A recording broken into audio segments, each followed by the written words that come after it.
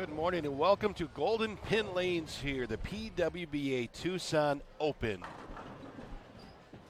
Craig Elliott and I am happy to accompany Emil Williams Jr. this week here in Tucson for another stop on the PWBA Tour. And we are ready to get action underway. You can see the pairings on the right side of your screen there on Bowl TV. And we'll be back here shortly with live tournament action from Tucson.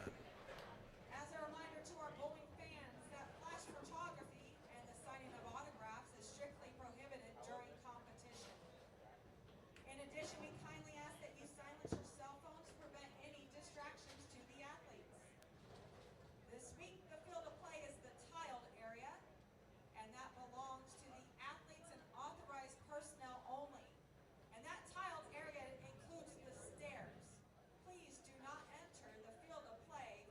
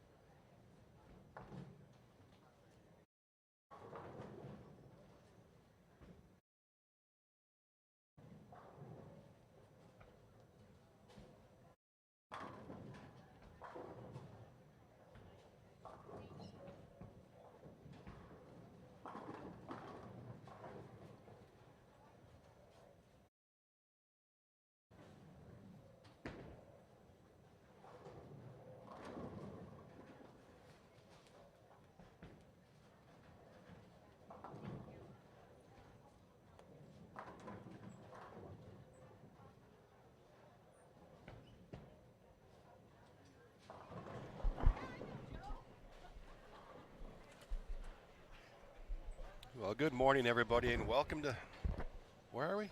Golden Pin Lanes. Yeah, that's where we are in Tucson, Arizona. The next stop on the PWBA Tour here in 2019. And coverage kicks off this morning. On 15 to 16, Lindsay Boomershine, Dasha Kabalova, the Queen's champion. Sydney Brummett, Haley Richard. To their right, Giselle Poss, Michelle Lopez, Aaron McCarthy, and local bowler Kendall Farrell. 8 games this morning, 8 games again this afternoon, 16 games qualifying. We'll make the cut, see who has a chance to advance in the Cashers round and ultimately have a shot at what is going to be the last professional title here at Golden Pin Lanes. There's been dozens and dozens of professional titles awarded in this bowling center through the decades, but this is the final event as this center will be closing in just a few weeks.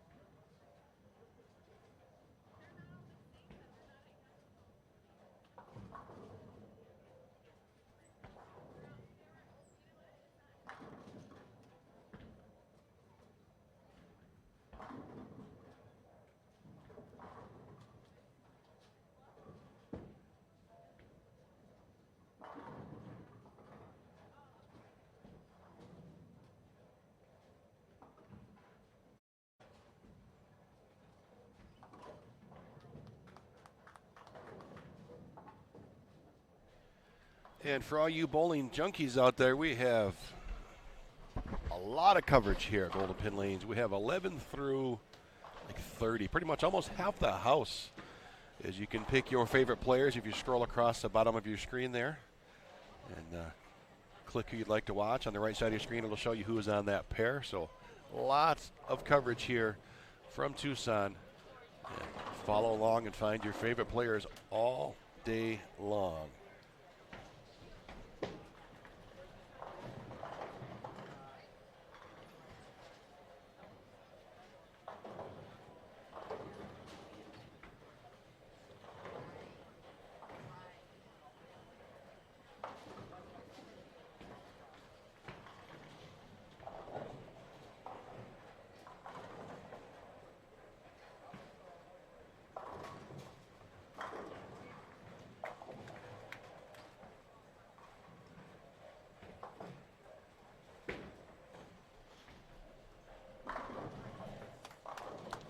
Good morning, Dan Higgins. Watching back in Ohio. Emil is here. He is doing some final preparation on some of the other pairs, and in addition to his additional work. So I'm Craig Elliott. I'm here along to help with the show today. Did a couple shows last year, and my first one here this year with the PWBA, and it's always a pleasure to join the esteemed Emil Williams Jr., and we'll have the soothing tones of Emil here shortly. I promise.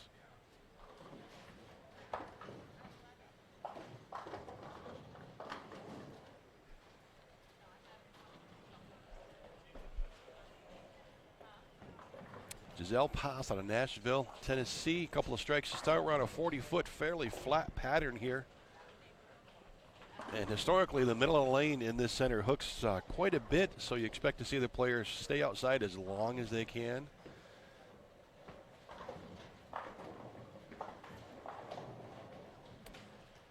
I think once they start hooking and they move left, they're going to have to jump a couple of arrows almost instantaneously. So we'll see how it plays out. 8 games today, this morning here in a re-oil, and then 8 games this afternoon.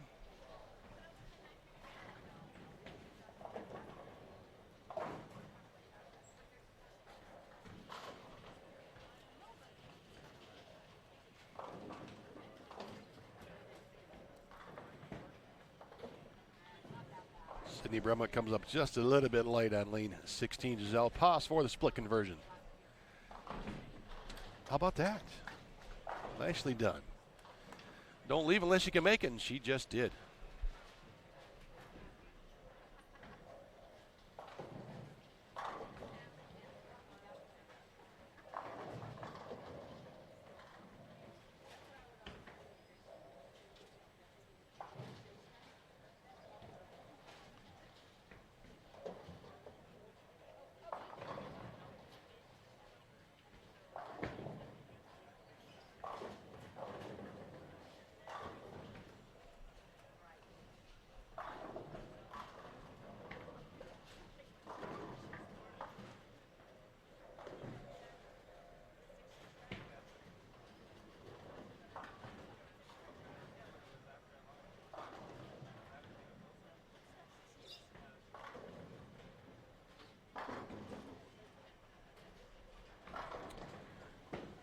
Looking across the center and just to our left, looks like Julia Bond, who just picked up a regional title Sunday up at Double Decker Lanes in Roner Park, starting this event with the front 5.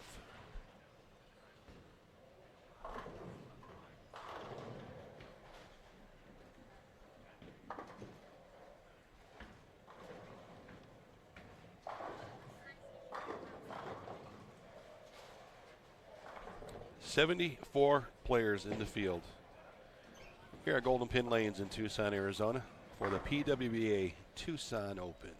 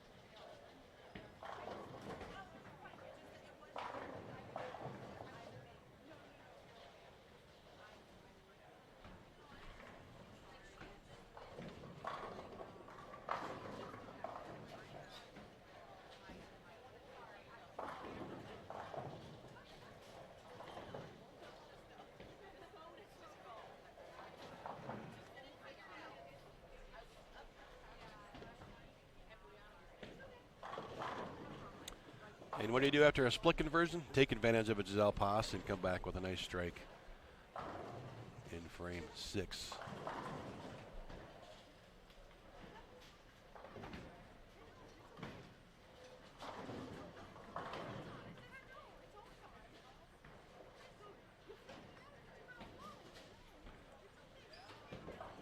I did get a chance to watch a lot of the practice session yesterday. I think the scores will be pretty decent. I don't think it's going to be really low. I also don't think it's going to be really high. honestly, it's all going to depend on how they break them down. If everybody stays right early, it could get really, really good.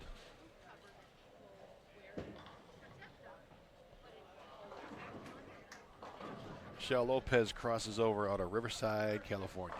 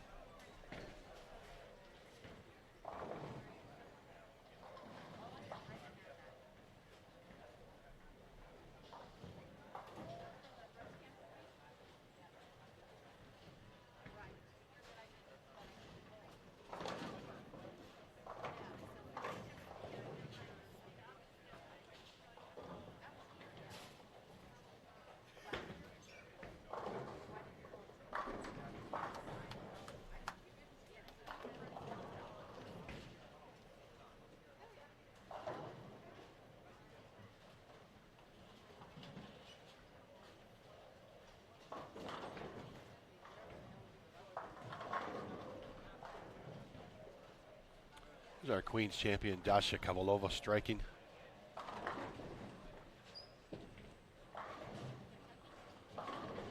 (15-16) proving to be a little difficult early on.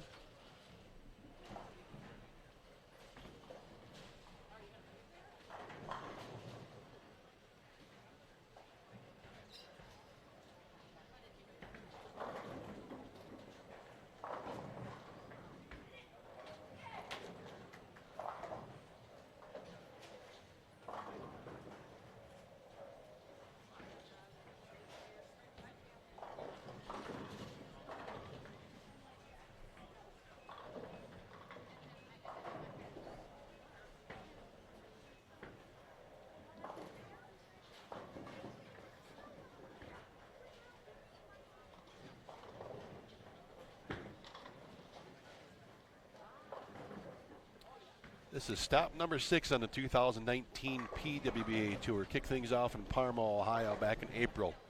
Little trip to Minnesota, Lincoln, Wichita, Rohnert Park, and now here in Tucson. And next week, Fountain Bowl in Fountain Valley, California.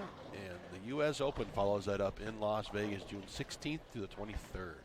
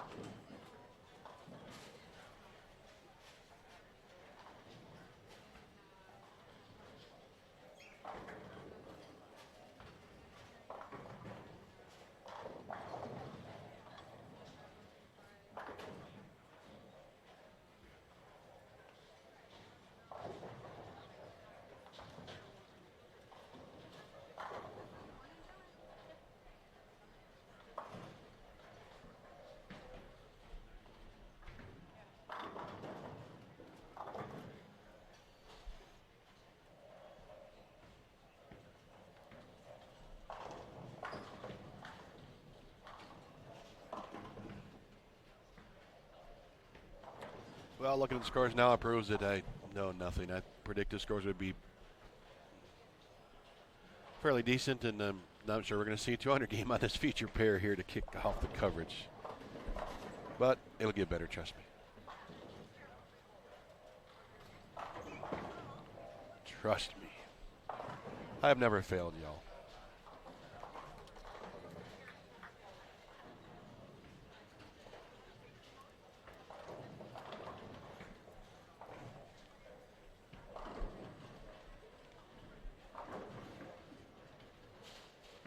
Sid the Kid.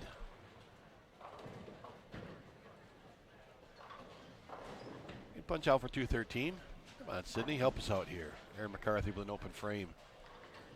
Not a good start to her first of 16 games here this morning.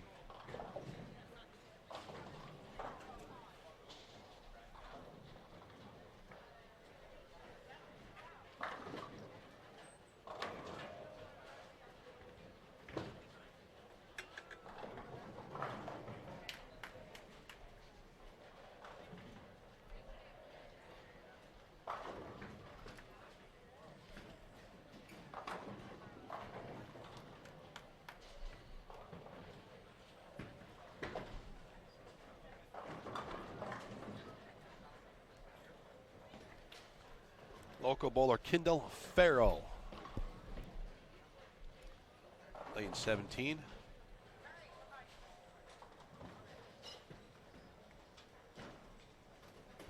Good morning, Sandy Charles, and everyone else out there watching. Welcome to Bowl TV's coverage here in Tucson, the PWBA Tucson Open. That, I guess we have to say historic Golden Pin Lanes. Been multiple PBA, PWBA, PBA 50 events at this center through the decades.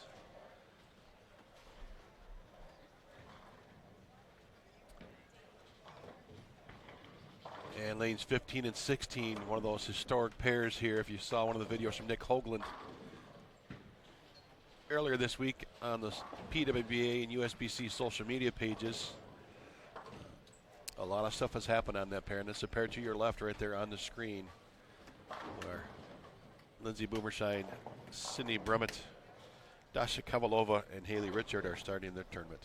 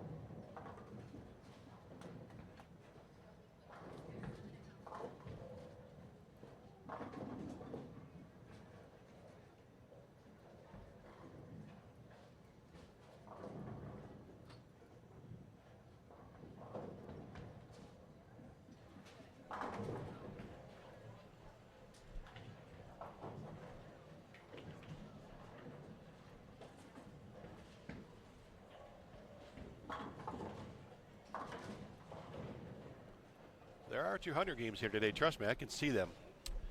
Just not on our feature pairs. Don't forget, we do have multiple pairs in coverage. 5 different camera setups. You can see 10 different pair lanes.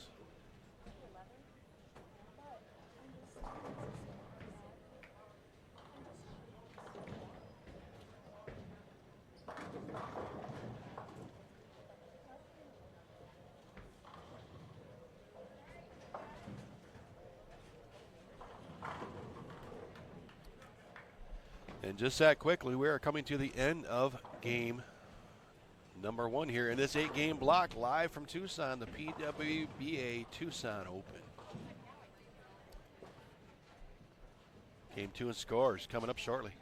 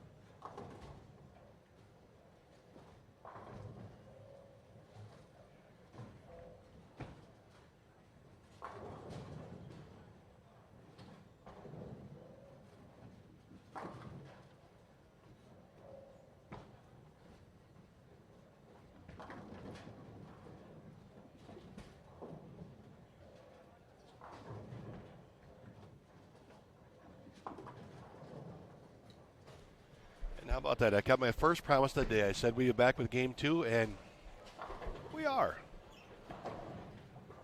Amanda Fry, Stephanie Martins, Birgit Poplar, Adrienne Schack, Shauna Strauss, Julia Bond, Lilia Robles, and Maria Jose Rodriguez joining us here in game 2. Keep an eye on PWBA.com for your scoring updates, and I'll share them with you just as quick as I get them. I promise again.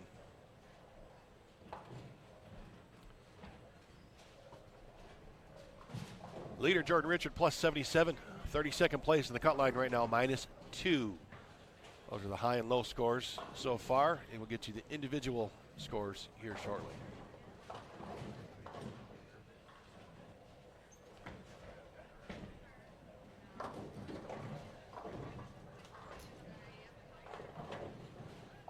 So, heck of a start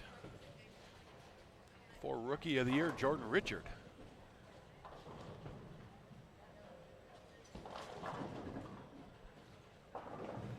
And some of you have noticed we have multiple tournaments covered here today on Bowl TV. The Senior Masters from Las Vegas also live right now. Aaron Smith, man of the ship, about 5.5 hours north of here in Las Vegas.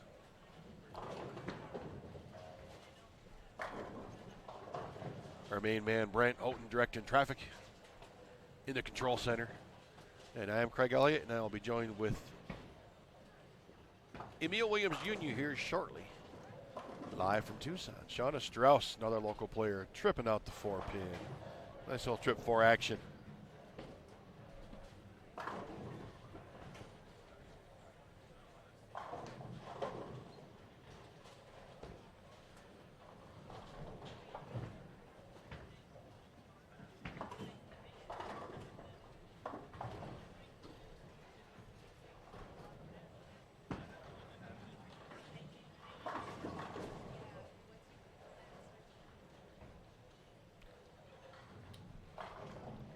Lily Robles with a powerful strike.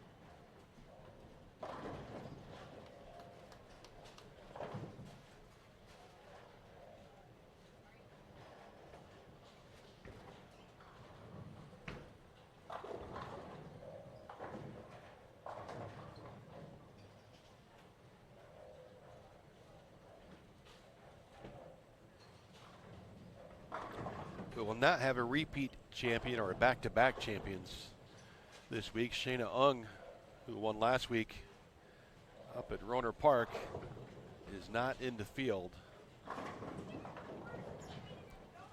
to go for back-to-back titles. But Missy Parkin, Stephanie Johnson, Valerie Bercier, they're all here. Giselle Post, Danielle McEwen, Julia Bond, they're all here. Kind of the other players who rounded out the top 10 last week. Sandra Gongora, Jen Higgins.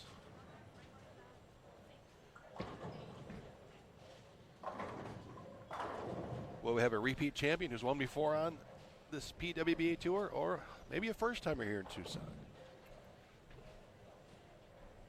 I'm sure Brianna Cote, local player, would love to win here in the final event in this bowling center she grew up in, worked in the past, spent a lot of time here. We'll see Brianna at some point today.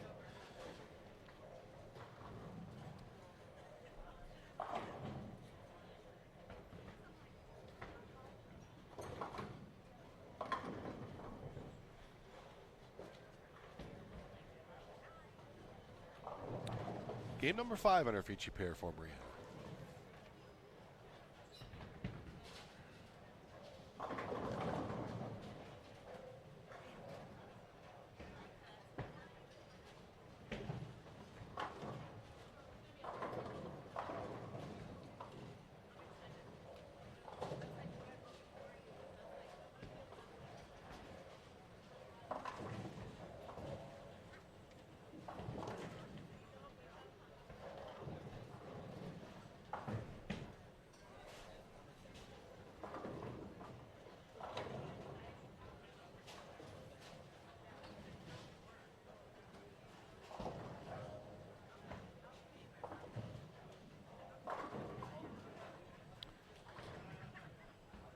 Almost a disastrous 7-10 for Julia Bounce. She left one the last game after that big string of strikes to start out game 1. 10-pin falls late, leave just a 7. Very makeable for these players. The single pin's not something you should be missing very often at this level, but it does happen, and that's unfortunate.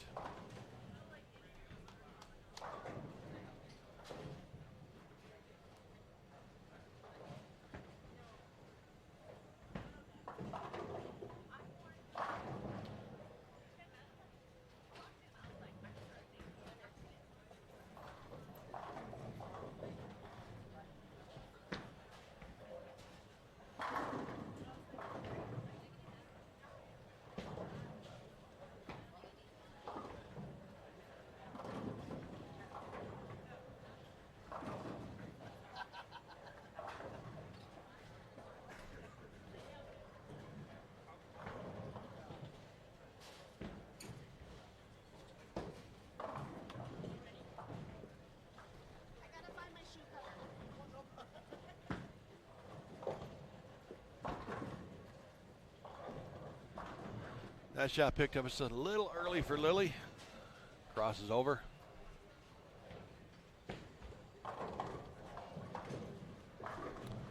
And Fry, the lefty from Northern California, takes care of that single pin.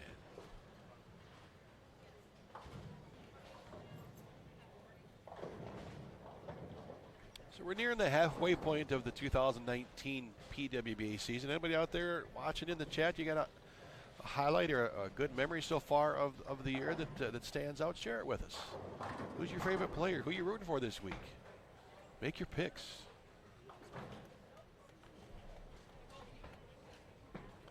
I wish I knew a little more of the history of this bowling center, but unfortunately I do not. But Emil has some information to share with us later, I'm sure, on some of the great events that have been held in this center through the years. We're Golden Pin Lanes here in Tucson. Be a nice cool 102 degrees outside today, but it's a dry heat, they say. Sure. I don't think that means a whole lot. When it's 102, it's still hot. Maria Jose Rodriguez, she doesn't mind the heat. Looking for a double. Found it.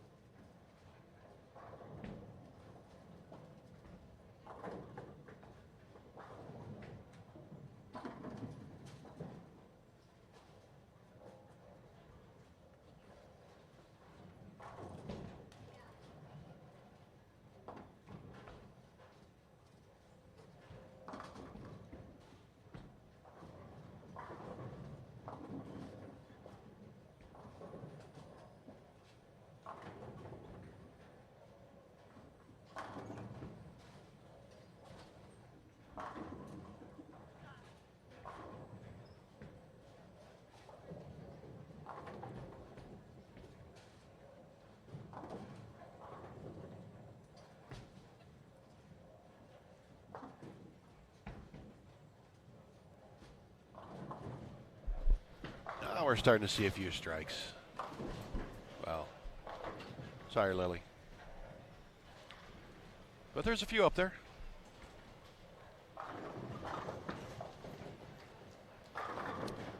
Yeah, Al and Missy is bowling here at Golden Pin Lanes. That's what I do know. What pair?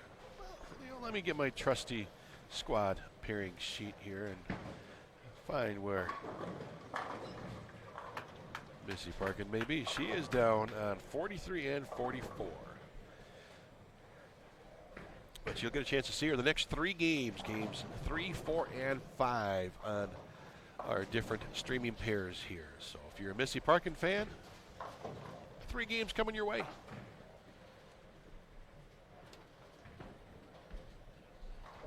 All right, how about a 2-10 conversion, Lily? Yeah, thank you very much.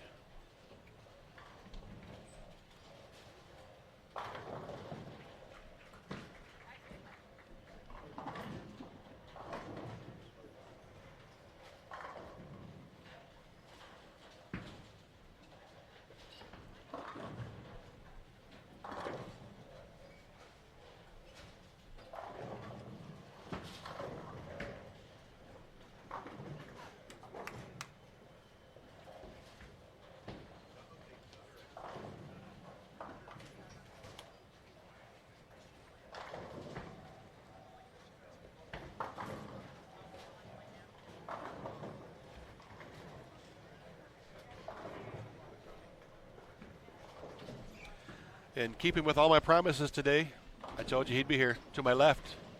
The impeccable Emil Williams Jr. Good morning and welcome, Emil. I made it. You made it. We were wondering. People were looking for you. Your fans out there. Where's Emil? It was touch and go.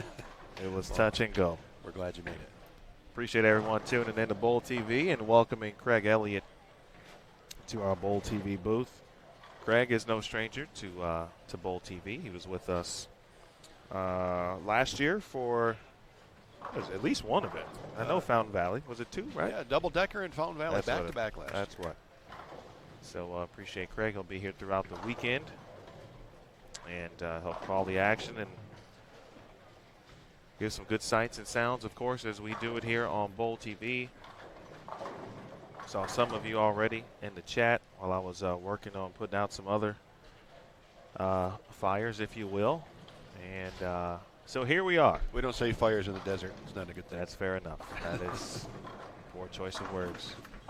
But Jordan Richard, our leader after 277. Josie Barnes, a winner this year, 266. Laura Plazas, 259. Liz Johnson, 257. Liz Culkin, 247. So there were some big scores, just not in our immediate viewing area early in game 1, but they're coming. Trust us.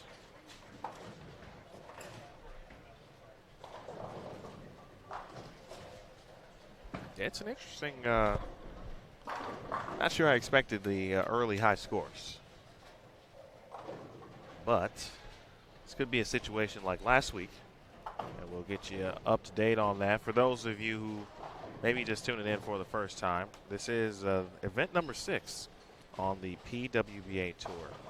Last week we were in Sonoma County, and the pattern seemed to get tougher as the rounds went on. And I feel that this could happen here as well. That could be a very similar situation where players are able to get some pins early. Some were able to kind of hang on and stay alive for the round of 32 and then make essentially have some new jumps to make on Saturday. But they just continue to get tougher and tougher and tougher. But Shayna Ung, of course, ended up winning the event. Missy Parkin was the number 1 seed and had an extreme lead over Shayna Ung for that matter. But Shayna Ung ended up prevailing in the stepladder finals. And that brings us to week number 6 here in Tucson. Love the city so far. Had a chance to check it out briefly on our site visit last October. But we actually came right at the time where triple digits are set to begin here this week. It's going to be 100 and 101 in the next 2 days. here in Tucson, but we'll be right here inside beautiful Golden Pin Lanes, and where everything else will be ongoing. We'll have a champion to crown tomorrow night or evening. We got plenty of bowling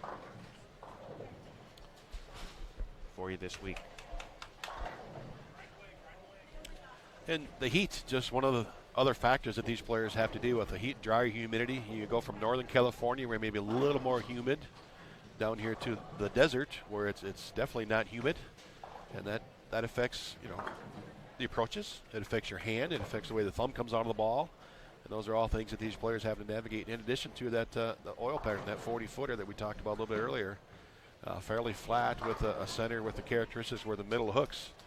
So you're going to see shots when they miss left. They're going to keep going left. Oh, yeah. And we saw a little bit last week, too. Last week was more of a flatter pattern as well. Not as, or I should say not the same as certainly what we're seeing this week in regards to ratios. But Nick Hoagland knows what he's doing. In fact, and you may have alluded to this. Let me know if you have already, so I'll stop saying it. No. Okay. Nick Hoagland. That's how some people mentioned it in the chat already. But he gave a nice detailed view and perspective on, the history surrounding Golden Pin Lanes. A lot of PBA events, Tucson Opens that have been contested here. But specifically with the normal, what has been the normal championship pair, and we will have the same pair, 15 and 16. But Lynn Nicholson, who used to handle the lanes back then, it was actually the US Women's Championships or USBC Women's Championships, and TV pair 15 and 16. He actually brought rocks from the home he was staying in to help tighten the kickbacks. Interesting video. The rocks are still there. Please check that out on PWBA social media, Facebook and Twitter. And then actually we'll have that video for you at some point today. We'll run it a couple of times. And so it's a lot of interesting history. We'll get into many of those items as we move forward throughout the event. But the scoring pace so far, intriguing. So I'm going to leave it at that. Intriguing, to say the least, at the moment. Yeah, I thought they'd be a little bit higher early on, just from what I saw in practice yesterday. But, well, what do I know? Yeah, I think you were right on there. But, you know, practice can be a little tricky sometimes when you're just watching. But we did see a lot of players playing right where Lilia Robles is playing, and certainly have had some success during practice. That seems to be the case so far here today. You can even give it away just a touch, as you saw Bjorge Poplar do. She made a ball change on the fill, but the first shot she threw in the 10th did make the corner. So if you got that kind of room on the gutter, and if you like to play straight, or at least keep your angles fairly straight, this should be a good day for you. I think I would have a good day right now, at least for 4 to 5 games. I'm having a great day. Well, how about that? And you didn't even throw one shot. Nope. Haven't missed a shot yet. And a little left for Lily on that one, but it's all right. Still 233.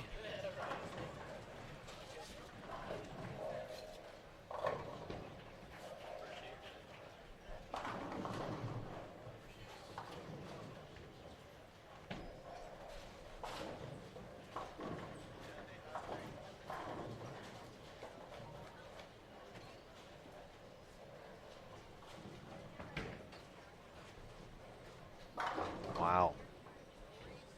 I saw one shot.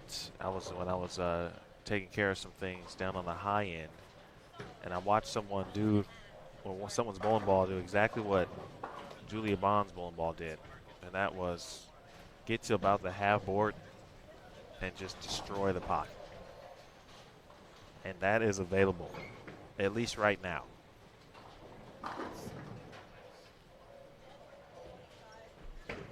That should get the swings loosened up. And she had a nice game one. Start with the front 5, Greek Church 7-10 in the middle there, but still a good solid game. And another 200 here for Julia, who picked up a win last week at Sonoma, picked up a regional title. Back to back for JB. Certainly, utilizing the program and someone that's certainly at her talent level, her caliber. It's only a matter of time when she's able to kind of break through on the national tour. She's finished 6th and 7th in first couple of events on the national tour, standard events, and certainly proven her worth on the regional tour. The cool thing about last week's regional was we saw 4 players, all with major collegiate backgrounds. For the most part, relatively young. Kayla Bandy was the oldest player in that regional stepladder final, but it was Julia Bond, Jasmine Mason, Kayla Bandy, and Stephanie Schwartz. Quite the collegiate pedigrees in those 4, no doubt. Absolutely. Kayla now both, of course, the athlete perspective and the coach. Julia, Jasmine, Stephanie, all with fantastic NCAA success. But seeing that regional program and having those individuals be able to get some of the PWBA items that you need to be able to win. Grow the confidence.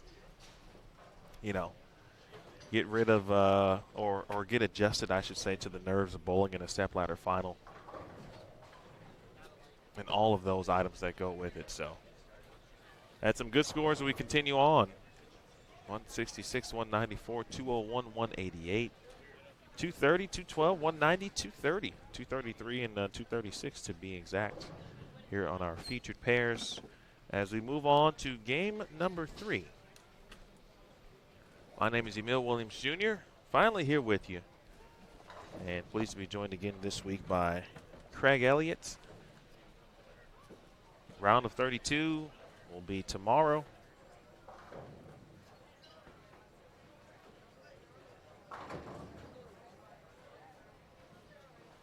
We'll kick off at noon Eastern.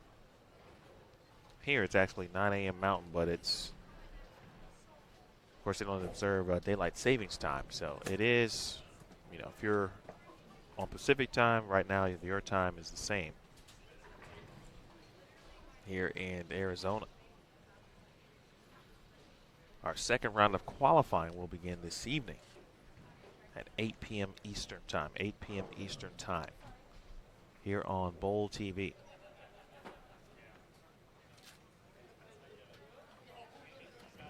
Oh, we got popcorn already? Well, I guess it is late or early afternoon where many of you are watching from. Popcorn sounds good. I actually didn't eat yet today, and that's not good, so wife's going to kill me for that.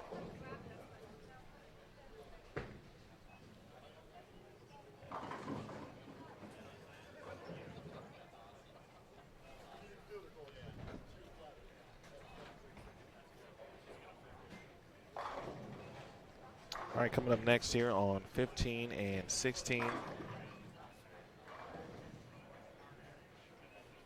Erica Lockhart, Kayla Bandy, Daria Payok, and Laura Plazas. We just talked about Kayla Bandy, as a matter of fact, and you'll see her. Diana Zavyalova, Darian Miller of Hammond, Louisiana, Reno Sabo, and Sarah Willie back on tour with us for another event.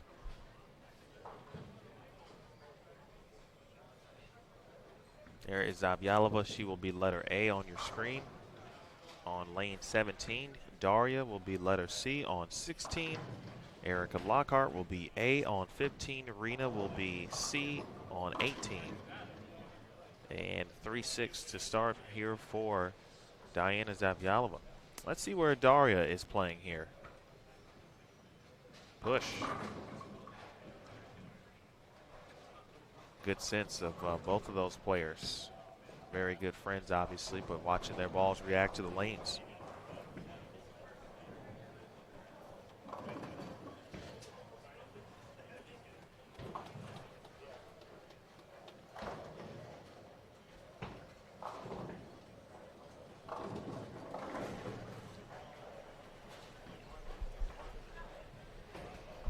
Got a nice amount of players, of course, locally and from the state of Arizona. Phoenix is about 90 minutes away, so we've had a nice group. I think it was about, what did I count yesterday? 14 or 15 players? I actually took a a photo of many of the players from Arizona who were here at the time. We took it kind of right before practice for the Desert Bowling newspaper.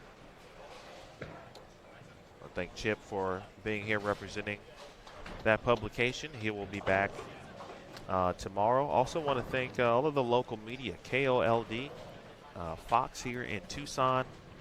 Came out, got some great interviews with Brianna Cote, Amanda Falk, for example. Obviously, two local players, especially Brianna Cote. For those of you who may not know who Amanda Falk is, she joined me at the Queens for a good conversation. She went to Central Missouri, kind of followed in the footsteps, if you will, of Bree in that regard, and had a great career there. And expecting some more. The Arizona Daily Star has been out. They've been out actually shooting photos both during practice yesterday and here this morning. So definitely want to thank the local media here in Tucson. It's always good to be busy when the media is here. So that was actually part of what I was doing this morning as well. Yeah, great support. As we mentioned, a lot of events have been held in this center through the decades, and the fans and the media alike support professional bowling, and they're doing it again here for this PWBA stop. And there's Caleb Bandy, who we were just talking about a few minutes ago, joined by Erica Lockhart from Tucson, Daria Payuk, Laura Plazas, Rena Sabo, Sarah Wiley, Diana Zavyalova, and Darian Miller.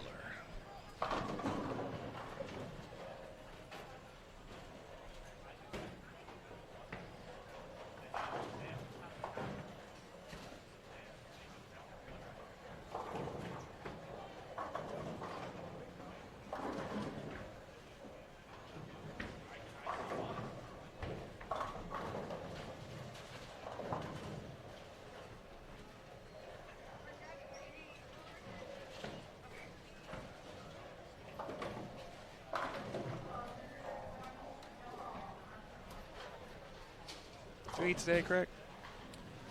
No.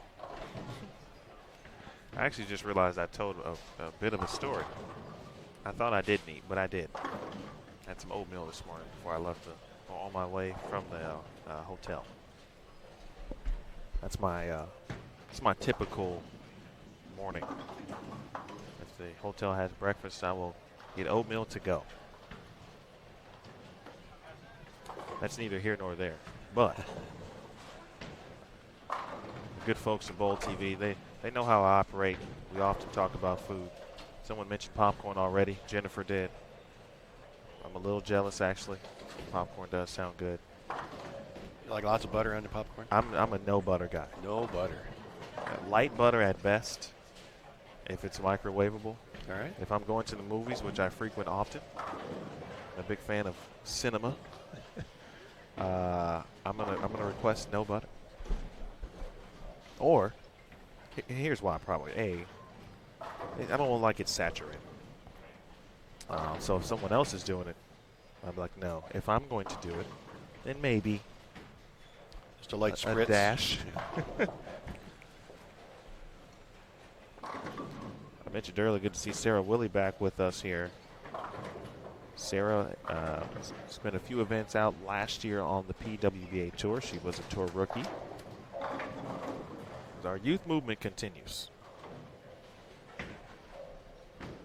on tour. Week in and week out, we see different faces. Players continue to get younger, certainly. This year, the parity. It's tough to say who's going to make a show because no one has made a show twice so far in 2019. You know, the first thing I noticed last year at the first stop I did in Rohnert Park was how athletic these players are and the rev rates and the power they have. And I tell you what, being the first stop this year, it's just more of the same. I mean, you mentioned parity, but you look across here, all of these ladies are extremely athletic and much more power than we've seen in years past on the professional women's tours.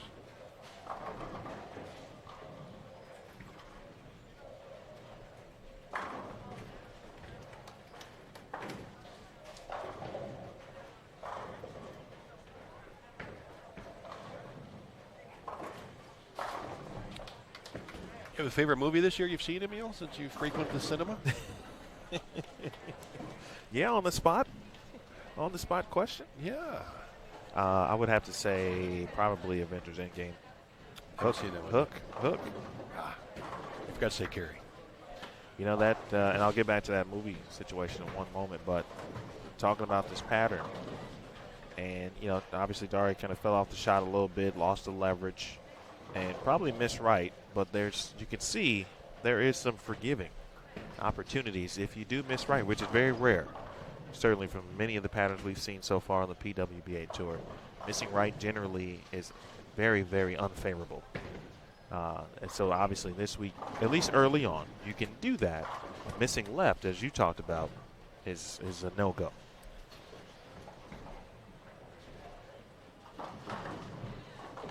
Watch Daria take care of this spare here.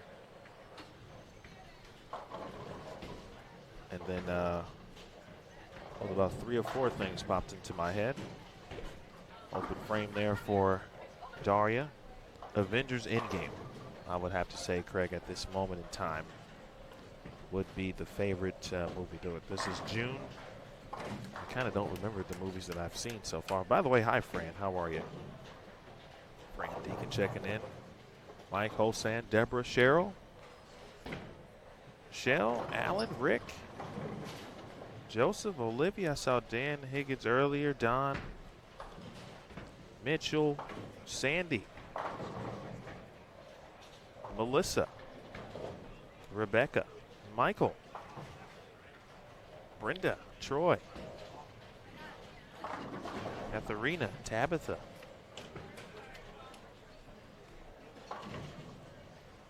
I guess some folks were actually happy to know that I was here and you weren't telling them a story, Craig. I know. I was a lot of relieved people out there across the United States and the globe that Emil is here. Everything's I meant good. to tell you earlier, man. Listen, I don't want to. I trust you. I know you know what you're doing, but just be careful. If people don't hear me, they might go a little. Your posse's out there rooting for you. They might come after you for a little bit. But in all honesty, folks, the reality is, at some point in August, I definitely will not be here. And that's a great thing. And it is fantastic. I don't know when, but if you follow me on social, I'll be talking about it at some point because it's certainly worth talking about. Those of you who don't know, I will be having a young son. Our due date is August 20th. You know, son? It is a boy. Well, let me just tell you a little secret. So, my first 3 daughters,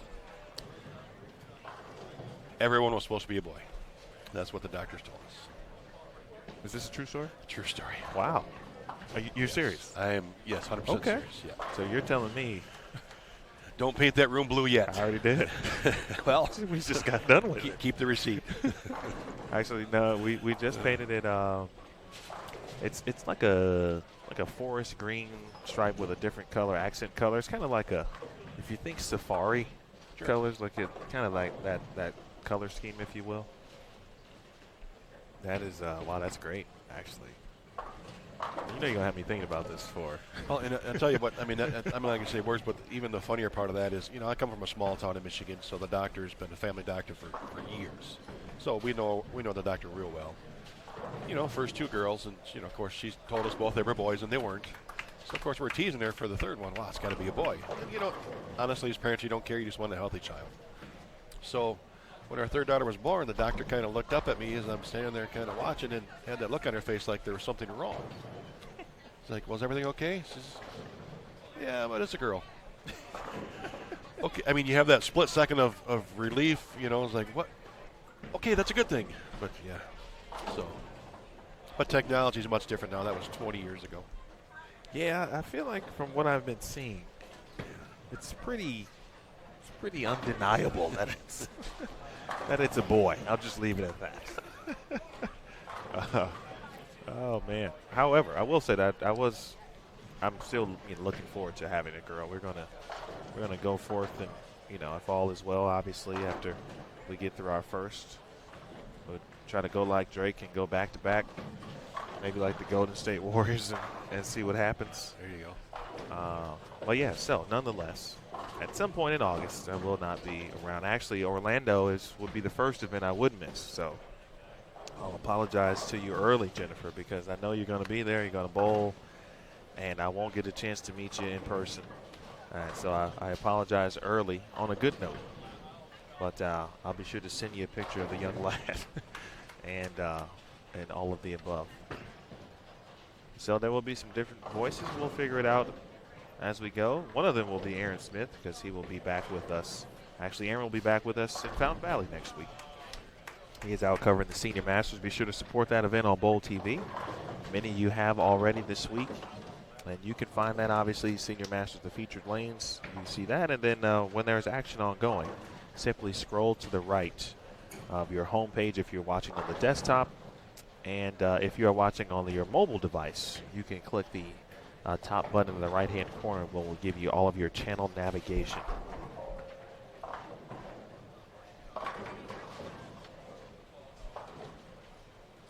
I'll tell you, I do like the new platform for Bowl TV. The multiple streams and how we can watch 2 different events in different cities right now. Of course, the Senior Masters going on in Vegas, and we're here in Tucson. Yeah, this week, and I was talking to you a little bit about it yesterday, just some of the testing that we did early on, and ultimately we ended up doing sectionals, which we did do last year, and you're part of. But sectionals were, first time on this platform we were able to do multiple events in various places, which, everything worked, obviously. But this week, I feel, is really the first time that we've done extensive coverage, which is now what is our normal, certainly on the PWBA Tour, at least with 5 channels, and then 3 channels at the Super Senior Classic and now the Senior Masters. So, again, we thank you for your support of Bowl TV. And for those of you who still know a couple people that are curious and want to try it out, maybe even a bit skeptical, and that's totally okay as well. Tell them to log on, create an account. There's some free content out there, so you can check out the site for itself. You also get yourself a 2-week trial, but we can give you 15% off. Actually, I can't give you 15% off, but the great PWBA players can. So be sure to follow them on social media and look for their specific PWBA player codes that will get them a 15% off discount of an annual subscription. Just when I say it, you can't miss, right? Laura does that, but look like some footing issues might be going down over on lane 16. Yeah, she slipped a little bit on that one. But it's makeable. Indeed it is. We saw a couple of those made last week. There's Payok. Got that one to hold just a touch. And she's like, yep, I got it to hold finally.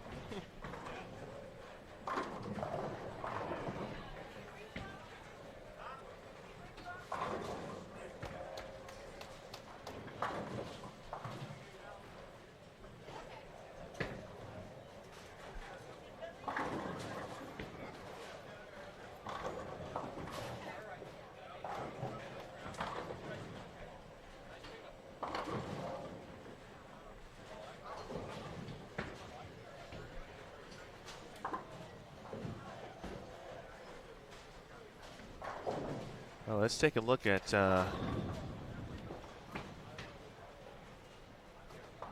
scoreboard update after 2 games. Jordan Richard, the reigning PWBA Rookie of the Year, still in the lead at plus 82 after shooting .205.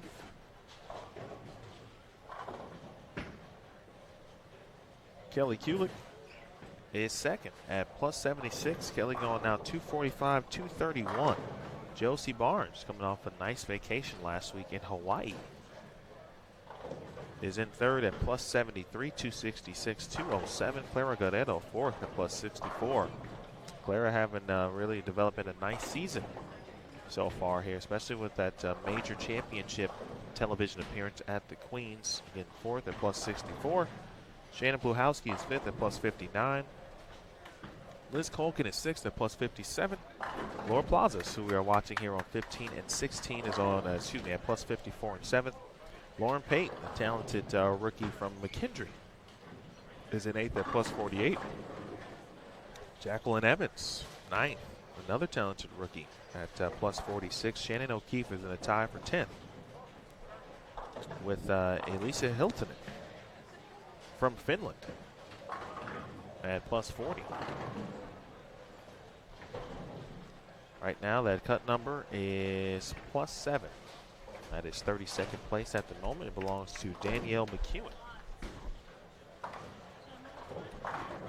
I have a question for you, Emil. Yes, sir. So you mentioned Lauren Pate. She just finished up in McKendree. How does rookie status on the PWBA Tour work? She missed the first couple events, still in college, still bowling there. Is there a criteria to maybe retain your rookie status for another year, or is it as soon as you get your card and you're out here, it counts? There is a bit of a cushion. Okay. And you are allotted 8 events, essentially. So you cannot have bowled in more than 8 events in one, or in a, it's not a year. So you know what I'm going to do to make sure that I say it the proper way? I'm going to go directly to the rules. And it is, you cannot have bowled in 8 or more PWBA events after, of course, 2015. Okay. Including the Queens and the U.S. Women's Open. And then a candidate may not have bowled in 3 or more events in a single season as a member. So at this point, Lauren is going to bowl more than 3 events as a member. So if she were to, if something were to happen and, maybe school started earlier for her because she's going to grad school, and we'll use that as an example, and she had only bowled 3 events, technically next year, as long as she had not bowled any other events prior to, she could still, or would still be considered a rookie and would have that status for the following year. That actually was had to make sure for Valerie Mercier. Sure. She had bowled in a few events here and there over the last few years. You think back to the U.S. Women's Open, of course. And she had not reached the allotted 8 because she had not yet become a member. And she is a member this year. And certainly maintain her rookie status. It's a good question.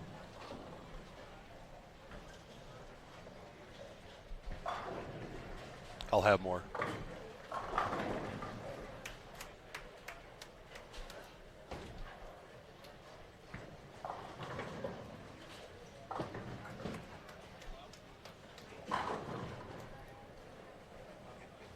I'm here to help you with that, Craig. And I appreciate that. Just looking around and seeing a few strings of strikes in our respective viewing areas. And that's, again, kind of common so far here today. All of your news and notes, a couple places for you. As always, you can check the 3rd tab here on our chat panel, or excuse me, on your side panel. Click on tournament information. PWBA.com/live is your 2nd place. And of course, you can check the full schedule page on PWBA.com. Find the proper event, and all the info you'll need will be at the bottom of the page.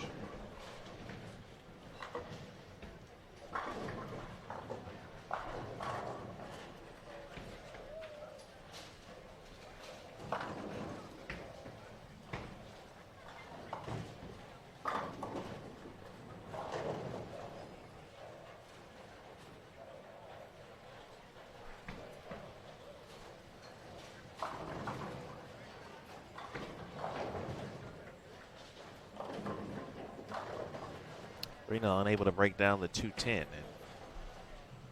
I think you're starting to see a little bit. Some transition, some carry down. Another good shot there from Daria. Pionk always with the major fan base. It was no different this week.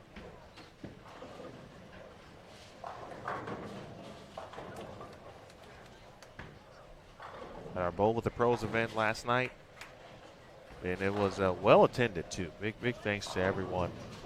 Again, in the local center. I want to thank Karen Bustos general manager here for many years at Golden Pin Lanes. All of her hard work and certainly the dedication, what it takes to put on a PWBA event, especially in light of all of the other things that they have ongoing with the bowling center coming to a close here at the end of June. So I want to thank Karen and Debbie as well, and all of the staff members. Gary, mechanic here, getting us set up with making sure we were good with internet and power and such. We want to thank everyone here. Sarah Willie. Ooh, breaks down a big 4 and just leaves the 10 pin.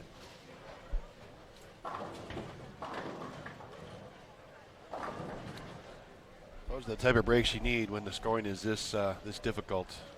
Of course, you need to capitalize and make that spare now. Take advantage of it.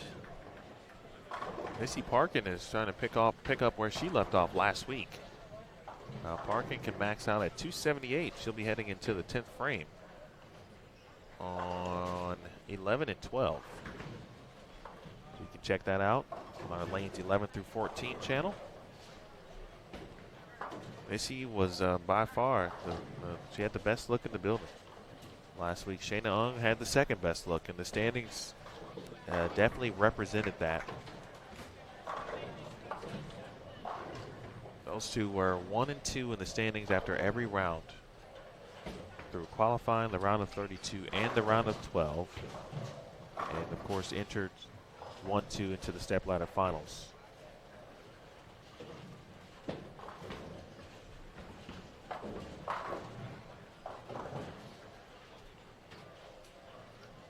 There's Kayla Bandy. Finished 4th last week in the regional. Quality shot there.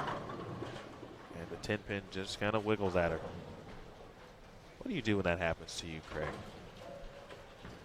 Give me 2 answers. 1, what do you do when the frustration part of that answer? And then 2, from a bowling perspective. First, I'm happy I threw it good enough to leave a 10 pin. But, you know, I mean, these players know, Kayla knows, she's been around the game long enough. It's just a slight adjustment, and, you know, she knows she's supposed to make it, so just get up there and let the muscle memory take over and make the spare. But she'll make a little move off that. You know, she watches the ball go through the pins. And something you'll notice we've talked about at length with Kayla is that she is always smiling, no matter what.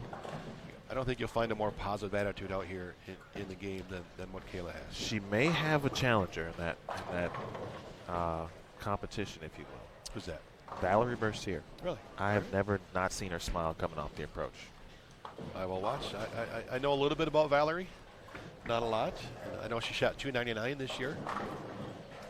She's been bowling well and certainly is in the Rookie of the Year conversation. But to that point, it's difficult to keep that positive. I mean, not like any of the athletes get upset and get mad. Sure. But We're it's 16 games today. Right, it's a long day. It's a lot of games. They are human. And you got to figure out how to just keep things positive, because you know when it's negative, things start going bad. It goes quick. Yep. And it can get wrapped up in the negative ball that you don't want, certainly. And you've seen it a lot. We've all seen, even like in collegiate events, how quick the momentum changes. A good thing happens, you jump on it and go. A bad thing happens, and now you fight it for 4, 5, 6, 7 frames. And yeah, that's not what you want to do.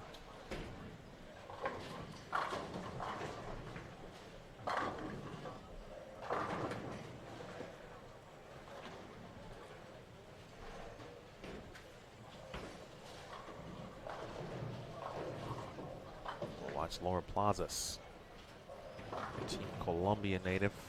A better shot, but footing certainly was proper on that one too. Starting to see where that, can't throw it here really. Can't miss left certainly. Zavialova has been able to figure some things out late. She's gotten closer to the gutter. It's rare that the move is to get further right. And there's a nice break. The reward for a great shot on the right lane, a trip 4 on the left for Bandy. Rena, that's got a peel. Rena, and Rena traveled with Linda Walbaum this week, if I'm not mistaken. They've traveled to a couple of events so far this year. See if Zabialova can repeat that. Working on a three-bagger. Shot here potentially would get into the 220s with good count. Oh man, just hugging the gutter. That's like the 2.5 to 1.5 board. Oh. You don't have a lot of room right on that shot. Excellent shot.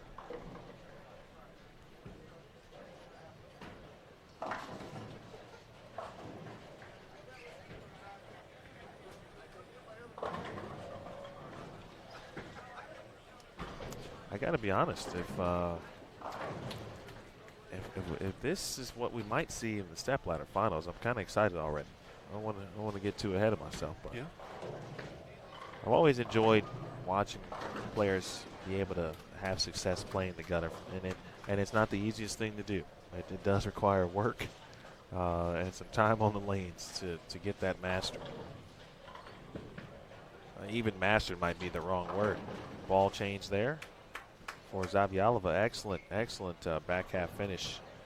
And one of the keys there, first 5 frames, no strikes, but kept it clean until she was able to find the right part of the lane and make the right moves and the adjustments.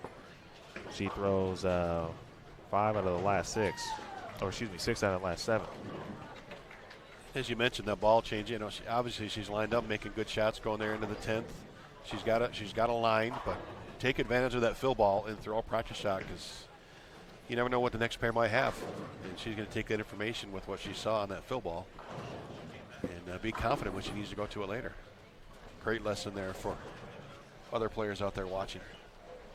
One thing we've seen when it counts, and certainly we've seen it in stepladder finals, but we all know how important spares are. And it's kind of one of those things where you feel like you don't need to say that all the time, but sometimes you do. And just to further enhance the point of how good the professionals are at what they do, but even if you're watching and how you can incorporate whatever they're doing to your game, which many of you often talk about, spare shooting. I think that Zabialova game is a perfect example of, starting out, going through the nose a few times, and then figures out, hey, I should move further right, because left will not get me where I need to get to. Won't give me the results I'm looking for, and makes it great shots down the stretch. I think the perfect example, if you just look at the score right below Diana's, Diana stayed clean for 222, 3 opens for the player B there, and it's going to be, in the 160s. That's the difference in making the spares. It's a big difference. Big shout out to Brandon Patillo checking in. Appreciate you, Brandon. Excellent shot, and the 10 goes this time. She had to get down to the knee to make sure it went, but nice shot there from Kayla Bandy. Miller. Right. Darian will shoot 164.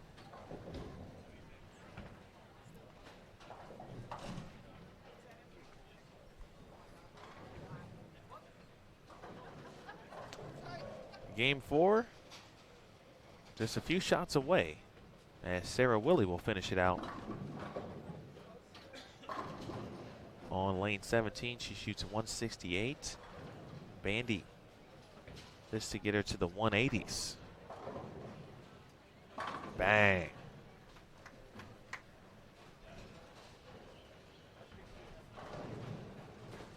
And Kayla Bandy, 110 pin away from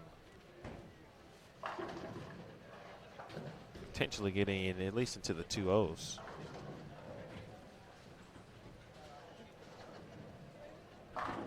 Wow. It was on the fill, so not as egregious, but an 8-pin nonetheless. 193 for Laura Plazas. That's got to be a fun cross today. Plazas, Bandy, Payonk, and Erica Lockhart. So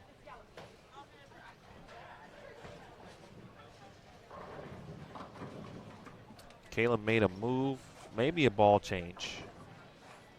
She got that one further right. You can see, if you get it to the half board today, and we don't see a lot of that on tour, that type of pattern. I think people can be mistaken that you've got a little bit of free hook there, but you really don't. Because we've seen a few gutters, so it's still easy to throw one in the channel as well. As we're off to game number 4 here on Bowl TV.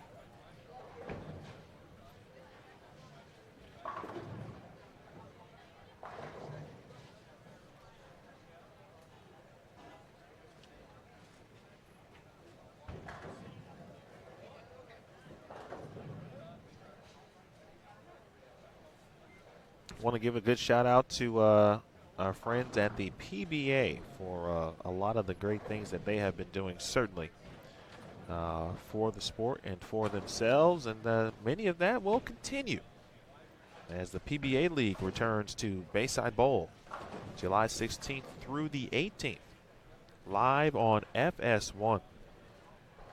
Will this be the year the hometown Portland Lumberjacks take home the title? It's a good question.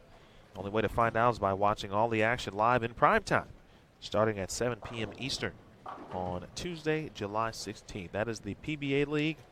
You can see the schedule on your screen.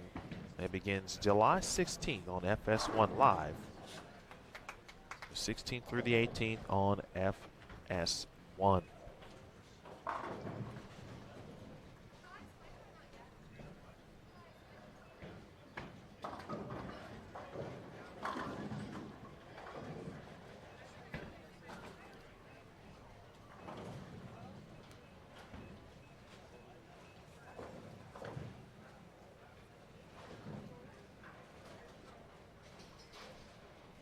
All right, new players here on our featured pairs of lanes. Amanda Falk, who we just talked about a little bit earlier. Amanda from right here in Tucson.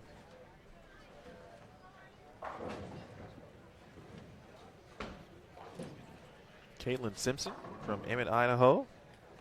She just became a member as well, so she too a rookie on the PWBA Tour. Stacy Dalt of Chandler, Arizona, and Stephanie Johnson of McKinney.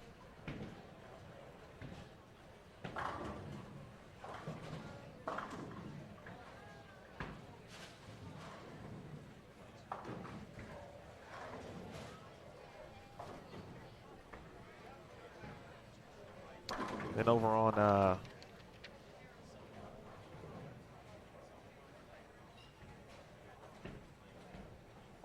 over on 15 and 16.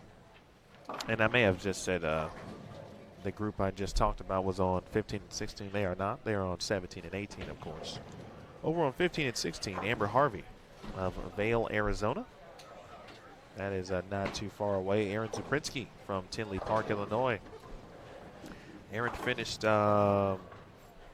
second at the Lincoln Regional, if my memory serves correct. Jen Higgins, who had an excellent event last week in Sonoma County, talked about her story, and many of you saw that on PWBA Social in regards to battling the kidney infection that kept her out for months. Tried to, of course, rally, regain some strength, pulled a muscle. The first event in Cleveland of the season, and has been slowly getting back to herself, and she looked great last week. And of course, last week's #1 seed at Sonoma County ended up finishing second in Missy Parkin. My name is Emil Williams Jr. I'm pleased to be joined this week by Craig Elliott. We'll be with you throughout the week. You know how it goes, of course, and leading up to our stepladder finals. And then we will welcome our player features in the booth. Of course, it all depends on the show. Who makes the show? I know some of you have asked about it, and see a lot of the players that you see as of recent, some and some not, but some are in the on our TV rotation on CBS Sports Network. So it's we try to treat it like the AAA, if you will. CBS Sports Network, Major League, sometimes you get the call up. And we want to make sure the players are ready for that call up. And so we try to make sure they're good to go. And that's including myself.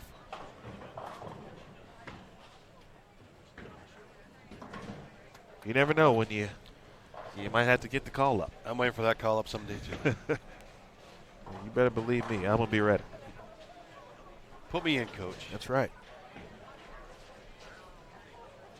So we'll have our score update here momentarily.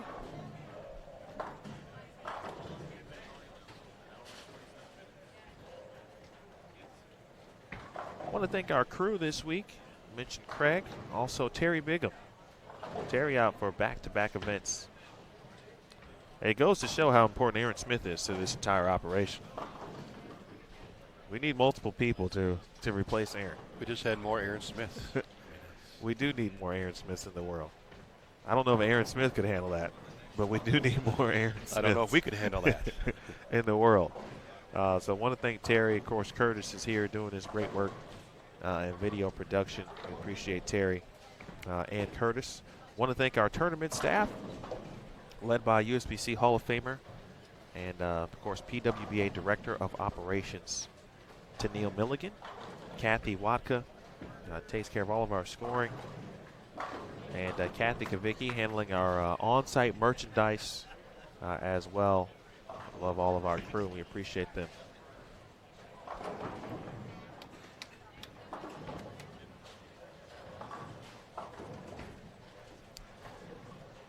Lee, we actually have 5 different pairs you can choose from today if you just scroll across the bottom of your screen there.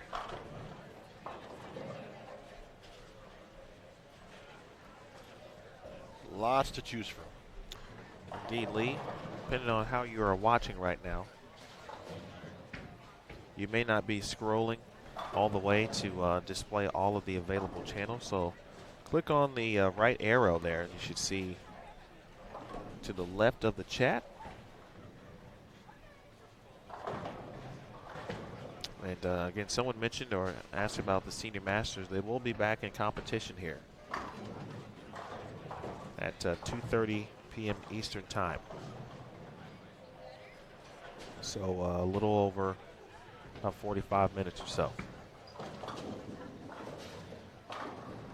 So watch out for those channels to appear live, and then you will hear the good voice of, speaking of Aaron Smith, that's where Aaron Smith is.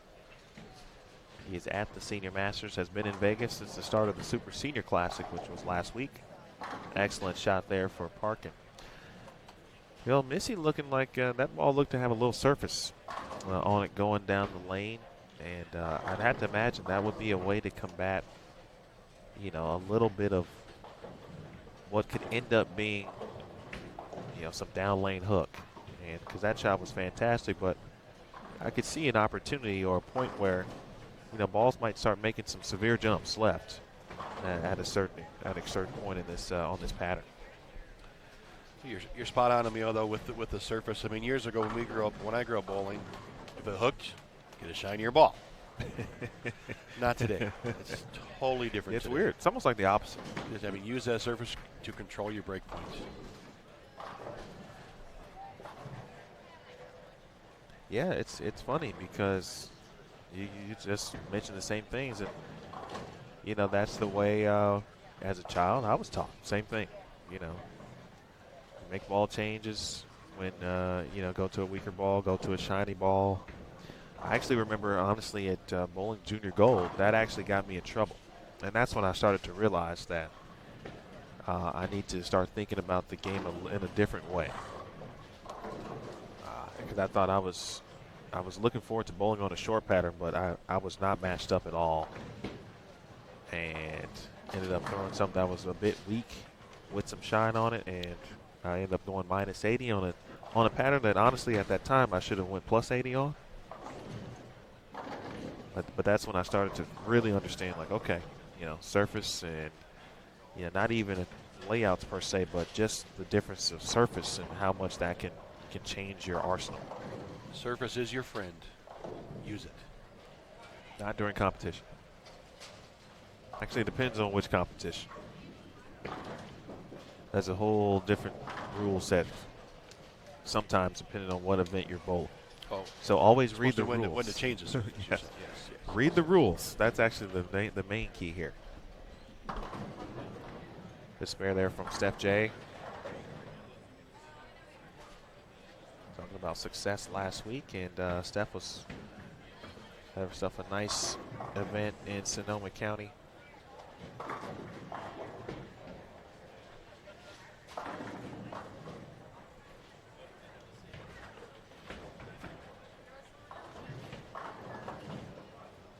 Qualified as the number 3 seed last week, along with Valerie Mercier, who's the number 4 seed. We talked about Valerie a little bit earlier. I think this might be the week where we'll see finally one player make their second TV show. I think this week will be it. You're calling it in Game 4? I am. All right. I am. There are a few players that I think it all really depends. I should say this. I'm still going to stick with what I just talked about. Oh, no, for Caitlin Simpson. Good shot. Hashtag team no 9-pin. I just feel that I don't think the lanes will remain the way they are. I do think they will get tougher, but the overall place to play I don't think will change. We need to make some adjustments, obviously, you know, some moves, maybe some surface changes, etc. But I think you'll still be able to play the gutter, at least, and those who are strong in that aspect will certainly do it. And I think some folks who know what they're doing will be able to make, like a Stephanie Johnson, for example. Well, I'll tell you what. I like living on the edge. I'm brave. I'm even it. gonna tell you who that person's gonna be. Okay. Missy Parkin. Who's going to make the show? Make the show. I wouldn't be wrong about that. I wouldn't argue with you on that at all. Missy looked so good last week.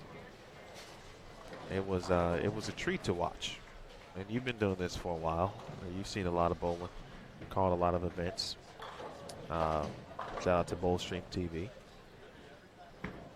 But you know when you get to watch certain players and you see the run they're on, and you just kind of sit back. There's not much to say. You just watch it. Enjoy it. That's what Missy was doing last week.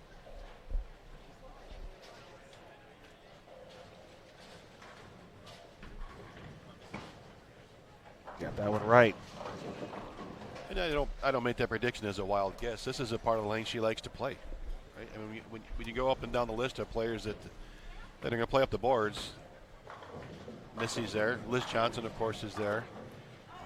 You know, there's a handful of players. This is their A game, and a lot of it's the ladies that have bowled, you know, even on the men's tour, that they were forced to just get rid of everybody and kind of work that into their arsenal and perfect it. And Missy has done that in her career.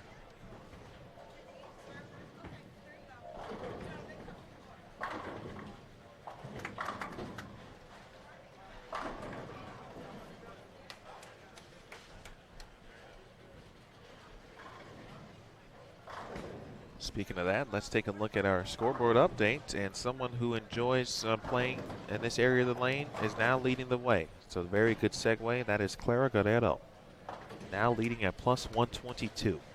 229, 235, 258. Jordan Richard showing her versatility at plus 91. Still in second, Lindsay Boomershine now. After a nice 258 game has moved into third. She is tied with Liz Culkin at plus 89. Caitlin Simpson, who we are watching right now, or not at this very moment, but she's on our featured pairs. Fifth, at plus 84. Missy Parkin has gone 179, 244, 253, or 253 at plus 76. USBC Hall of Famer Kelly Kulick, 245, 231, 195 at plus 71. Sandra Anderson is eighth. Big thanks to, or big welcome, I should say, to Sandra and Nina Flack from Sweden. So members of Team Sweden have now made their first trip here to the PWBA Tour in 2019. Anderson is at plus 69. Jody Wessner is ninth at plus 61. Josie Barnes is 10th at plus 52. 16th right now is Elise Bolton at plus 31. And then 32nd, the cut number is even currently. Even. And that belongs to Beardegate Poplar. Diana Zavialova -1. Gigi Mason at -6.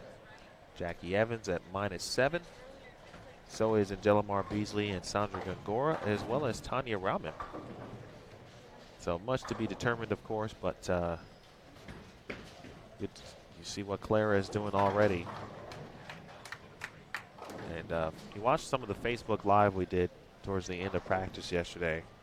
Clara was one of the players still getting a few shots down, a few reps in, and she looked to have a pretty sound, solid game plan yesterday, which so far has carried over into practice. And again, like you said, it's obviously it's nice to be able to get comfortable early at an event, and that doesn't happen all the time. But when players kind of see a portion of the lane that they like and can migrate to it and immediately just go after it, and it's just a different world for a player. Open frame there for Steph J. And Steph, no strikes as of yet. But has thrown several good shots. As Higgins crosses over.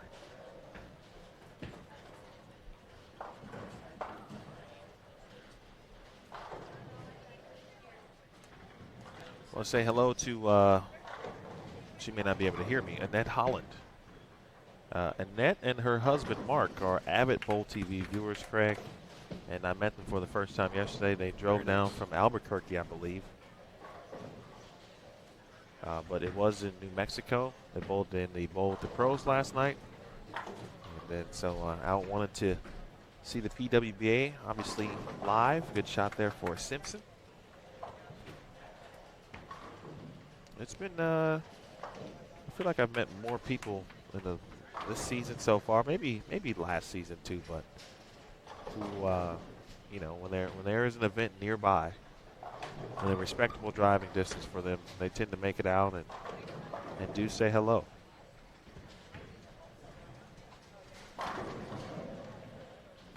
A shot there from Steph, one of our avid viewers, Don Rondo. Surprised his daughter Shannon O'Keefe last week in Sonoma, so we didn't see Don in the chat. Missy Parkin. It's pretty clear what Missy. Okay, I'll tell you, I have a problem with that. Did you see what she did? What she did? She fist pumped with her left hand. That's a Missy pattern right there, though. I don't like that. I've got to figure out a name. I meant to ask her about it. Like when her turn, like her spin after the shot. Like no one else does that the way she does it. Half pirouette. Yeah, I feel like she's got to have a name for that. I'll have to talk to Missy. That's always bothered me with any player. You throw with the right hand, you don't fist pump with the left hand. No, the left hand had nothing to do with that. It's all about that right hand. We gotta clean that up. Well, Simpson now with a 3-bagger. I've got a few pet peeves you'll learn this week. I've heard the fist pump one though before. That brings back memories. I think we talked about this at some point last year.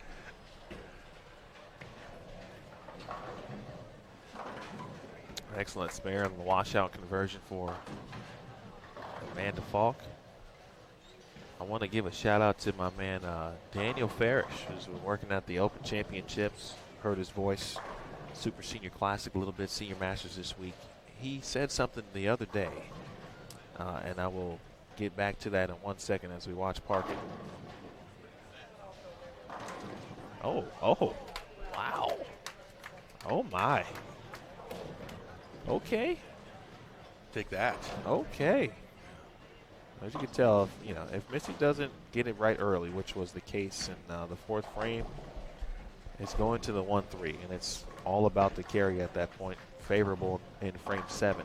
But on the washout attempt from Amanda Falk, he mentioned, I think what brought it up was someone missed a washout, but they did everything that they would do normally. They executed the shot. And, how many times have we seen the head pin go around the 7 or the 10, respectively, when trying to make a washout? And he said, it's the pin's fault. I executed the shot the way I was supposed to do. The pins did not do their job. And I said, it's so correct.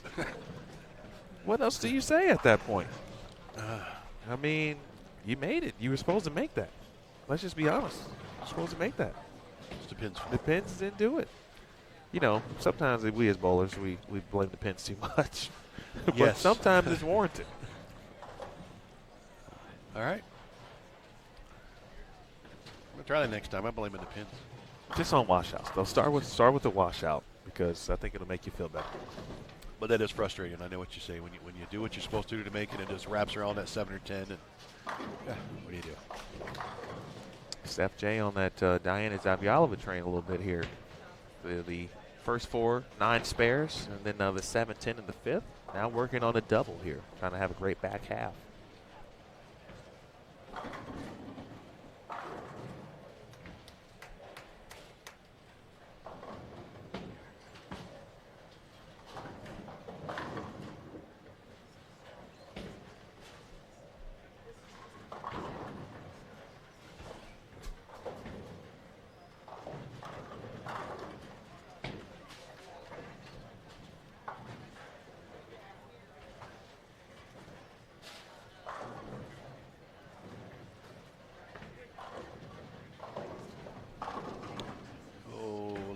Late 4-pin action for Jen Higgins.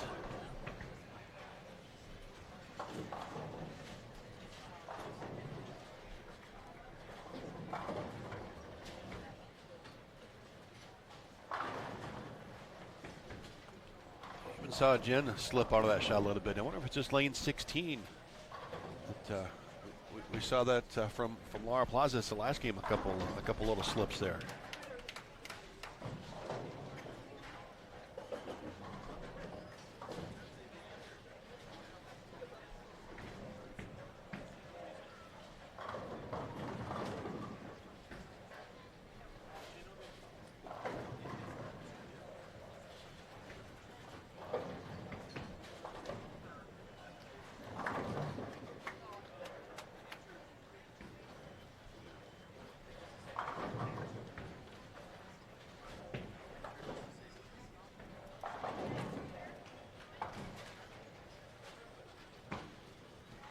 Inside of target. And a chance at a card.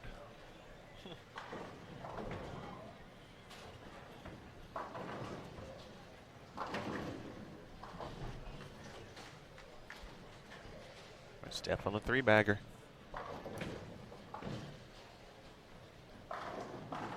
Oh my. That is. It's not fun. You go back to Missy's 7-10. That was momentarily on the deck on that left lane, and something came over to take those out, and Jen leaves at 7-9. Pin's fault? Not on that one? I got to go with the pin's fault on that one. Got to go with the pin's fault.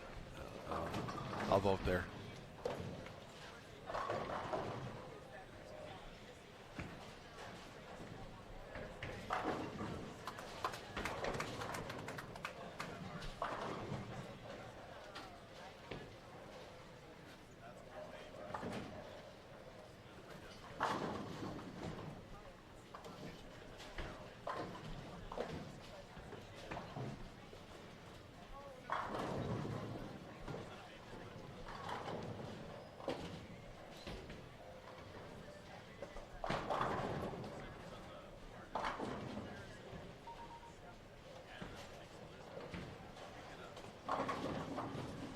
I think I'm buying into that more and more, the pin's fault. I'm just thinking back to 96 at the high roller when I left back-to-back pocket 410s. That's pin's fault. You threw it good, right? I did, yes. You hit your target? I did. I executed to perfection. Back-to-back shots and lost by a pin because of that. Not that I'm bitter, remember it from 33 years ago, but no worries. Pin's fault. I see a new T-shirt. We'll give Daniel Ferris 10%. Yeah, we got to give him the credit. Yep. Give him 10%. That's my guy. I won't do it to him like that. Here in the 10th frame, here in game number 4.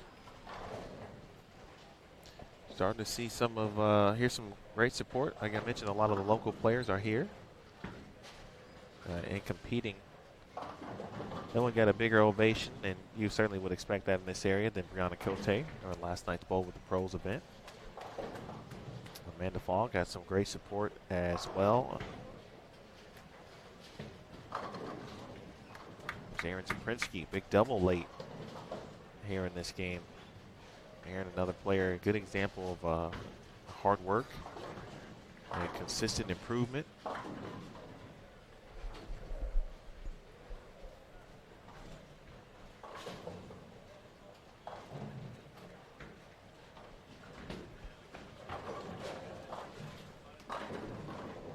Oh my, there it is. You didn't see it, but it fell. Late 7 pin.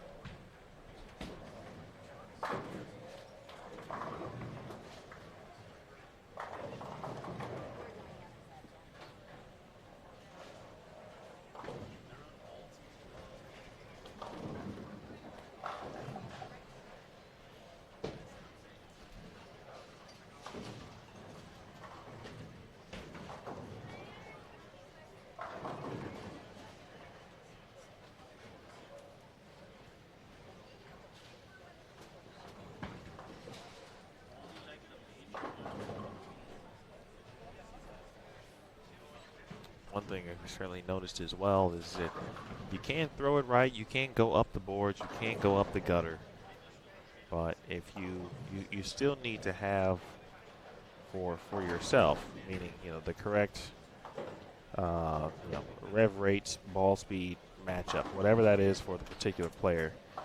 As if you do see players, if they do miss it at the bottom, it may be on target, but it's not going to get into the roll that it should. Correct tilt. Right, you miss it, your tilt's off, and we're seeing the balls go left in a hurry. We've seen it on both ends of the spectrum, going left early, and then some never even generate a roll and miss the head pin.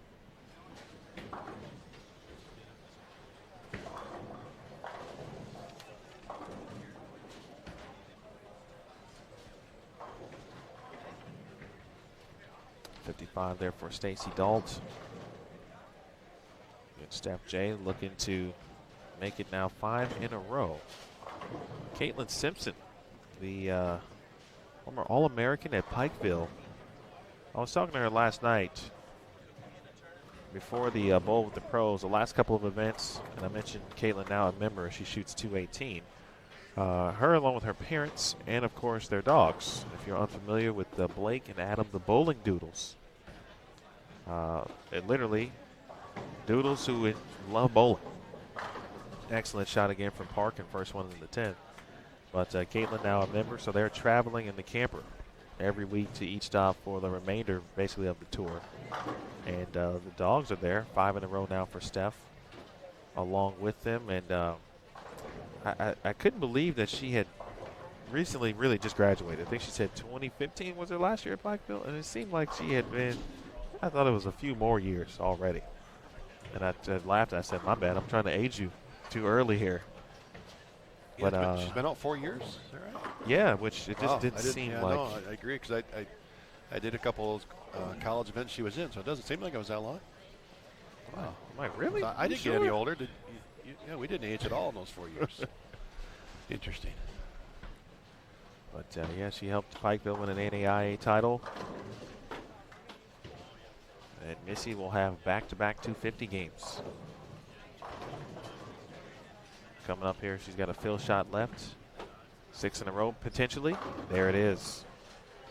Steph J. So we've seen the great second half game so far on 17 and 18. Saw Diana do it a game ago, and now Steph has done it. That's a double turkey. Turkey sounds good. It does. Yeah, I didn't have breakfast yesterday either. My meals yesterday consisted of a pack of King Dongs and a strawberry milk. That was it. That was it? That was it. The whole day? And a lot of those halls. Oh, yeah. You were fighting something there. Ball change for Parkin. And back-to-back 253s for Missy P. There's some pin action out of Steph. Back 7-2-34. And the Falk shoots 198 to miss the tough spare, the 247. Or excuse me, the 278. Beg your pardon. It's the 253 for Parkin. Jen Higgins at 180. Amber Harvey 193. Aaron Zaprinsky 187. Caitlin Simpson again 218. And Falk 198. Stacy Dalt 155. Stephanie Johnson 234. We're headed to game number 5 here on Bowl TV. We'll be back with you in 1 second. We'll make some changes and we'll keep our trainer rolling as we bring you live coverage of the 2019 PWBA Tucson Open. We are live from Golden Pin Lanes in its final professional event here in this great center. Nearly 6 decades of history, fun, and competition. And it's an honor, essentially, to be part of the PWBA staff and to help this great center. Hope to send it off with certainly a great event. I'm really looking forward to the Step Ladder Finals, and I'm looking forward to lanes 15 and 16 and what all it might bring down. Gus, it certainly is indeed a shame. It is a shame indeed. That was all in one game. It's gone now, thank God.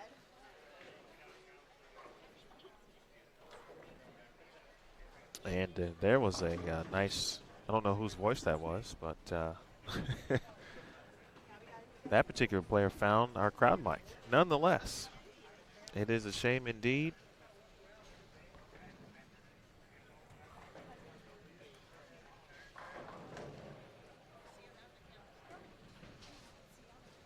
But we appreciate Golden Pin Lanes allowing the PWBA and wanting the PWBA to be here.